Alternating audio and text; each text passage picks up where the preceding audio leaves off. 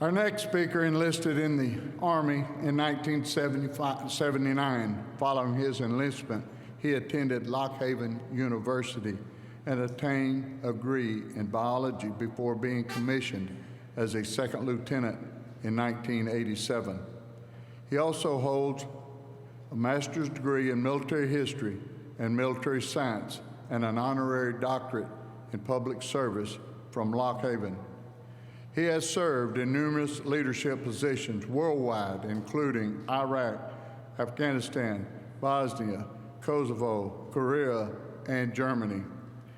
He led the 2018 transition of the Coalition Joint Force Land Component Command to the Iraqi Security Forces. He is currently the Director of the Army Staff. Ladies and gentlemen, Lieutenant General Walter Piatt.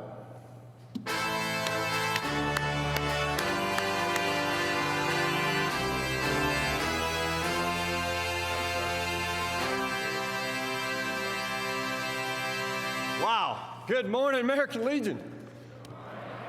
Get this, they gave the general a medal. And I didn't even get shot at today, so this is pretty good. I'm not giving it back, so you know. Proud to be here this morning. I'll tell you, you work in the Pentagon, you sometimes forget just how great America really is. I want to thank Commander Dillard, sir. Thank you for connecting the fabric of our freedom, the American Legion. Thank you, sir. I'm honored to be here with all of you, honored to serve with the awardees that we just honored today. But I am deeply humbled to stand next to Command Sergeant Major Patterson. Talk about an American hero and a national treasure. As a young man, he volunteered to serve, became a paratrooper, and then they sent him to Vietnam. From the moment he landed, people were trying to kill him. And when his unit was caught in a horrific fight, firefight was high, and casualties were increasing, then Specialist Patterson did the unthinkable. Without regard to his own life, he assaulted. When everyone else is pinned down or some move away, he went forward into a very dangerous place and changed the outcome of that battle. Sir, I just want to say to you and to all our Vietnam vets here today, welcome home, and thank you for your service.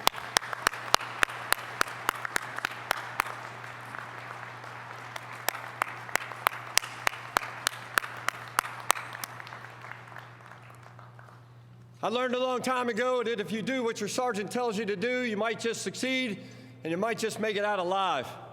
So today I was an honor to follow the Command Sergeant Major on stage. I'm truly inspired by the service members we saw today to receive these great awards. They did not complain, they didn't file a complaint, they didn't have a grievance, they saw a need and they filled it with themselves. And maybe they weren't under fire, but there was a need nobody else would stand up and do something about, and they did it. They made a difference in their communities, and they're inspiring the next generation to serve. America's armed forces is in good hands. I think we just saw that.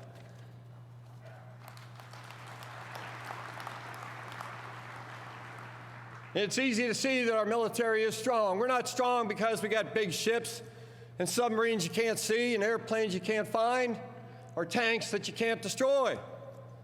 We're strong because of our people. Our people. Machines don't win wars. People do.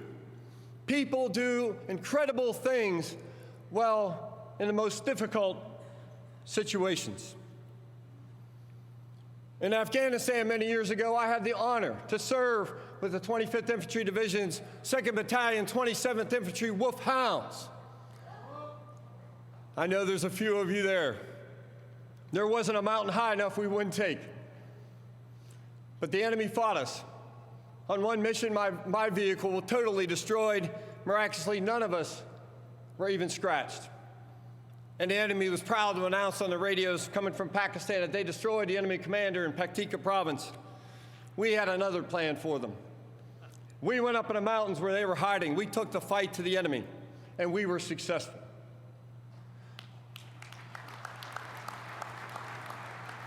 Then we got another mission, another target, and the intelligence was perfect. An encampment again at 11,000 feet in an area the enemy thought, no way would American soldiers go. They didn't understand the wolfhounds.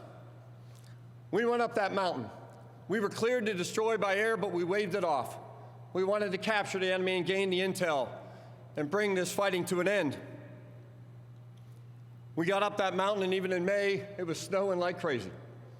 Gave us just the cover we needed to surround the encampment and prepare for the assault. And as the security was set, a radio call came in and said we had 2 men, appeared to be guards, coming out of the encampment. And then another radio call came in, and I'll never forget the calmness of this voice of this young specialist. He said, "Sir, I don't see any weapons." And I was certain we had the enemy. We were just close to dropping bombs on them. Now I didn't know what to do.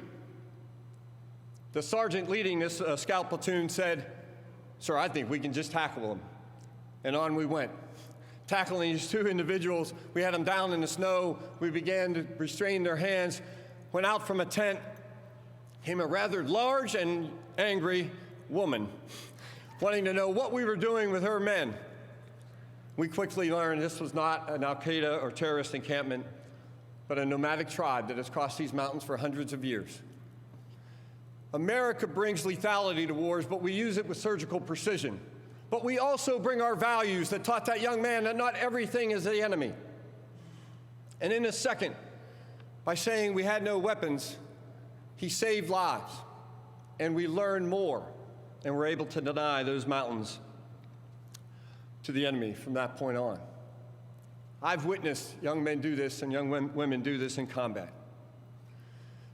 I also witnessed on an Easter Sunday the same regiment when I was now a brigade commander on a mission, and we were brutally attacked. And the call came in, the one you hate to hear as a commander, man down.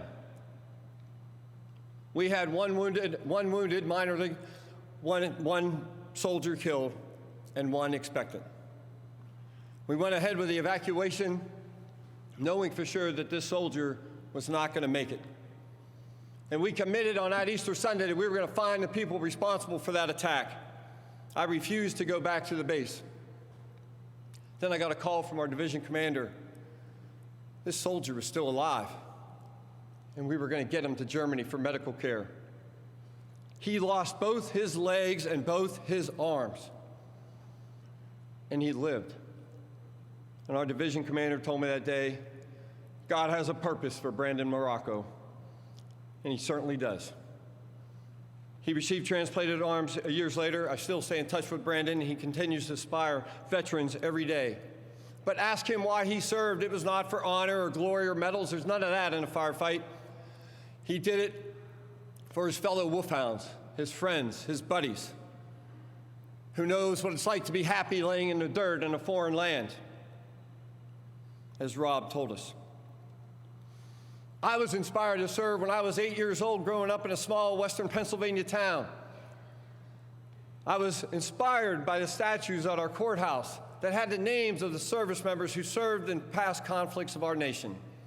I was inspired by veterans with funny-looking hats that marched in our hometown parades. I was inspired by my math teacher, although I wasn't very good at math. I was inspired by my football coach. I was inspired by my father. I enlisted at 17, and I've been a soldier my entire adult life. I've witnessed extreme acts of bravery in combat, young men and women willing to sacrifice all for a friend, willing to run through fire to save a soldier they don't even know, run through bullets to get medical attention to a wounded soldier, lying there screaming. Yet when we come home, we often bring with us invisible wounds that are not seen. Just because you redeploy does not mean you come home. We all need to be the one. Be the fellow soldiers, service members that will help those who are suffering, and even the ones we can't see, and save the lives. But it takes more than one. It requires all of us to surround each other with care and to be there and to love, not just their service, but what they stand for when they come home. All of us can do this. We can bring our service members home from conflict, because even though they're redeployed, again, they are not home. It is a tough and difficult process. They may look normal, they may act normal, but the war comes home with you, all of us. We need to be the one that brings our veterans home. Through this community,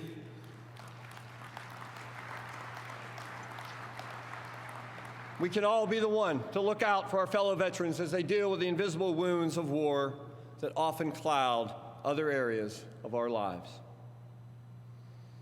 I know what it's like to run a Marine Corps marathon. I've done it 5 times.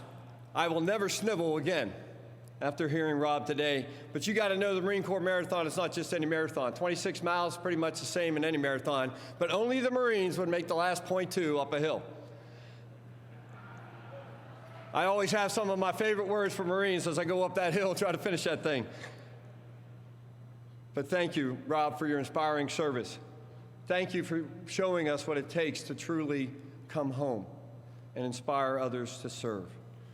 You all here, as veterans yourself, are uniquely positioned to recognize this strain. Furthermore, you are involved in your community and you know the resources that are needed and where they are to provide to our veterans. You all represent the positives of military service and demonstrate daily in your communities the benefits of cohesiveness, loyalty, leadership, selfless service that can inspire our youth today to want to serve in the military. And we are taking applications in the United States Army. Recruiting has been low this year, but we just initiated a future soldier preparatory course at Fort Jackson, South Carolina. For some soldiers who may be challenged academically or physically, we give you an opportunity to rise up and meet the tough standards that our military demands. We are seeing great results, and we are taking all who want to serve something greater than themselves. Being here is a strong reminder why service is necessary and why we should never forget those who serve, and why we all need to be the one to help when others are in need.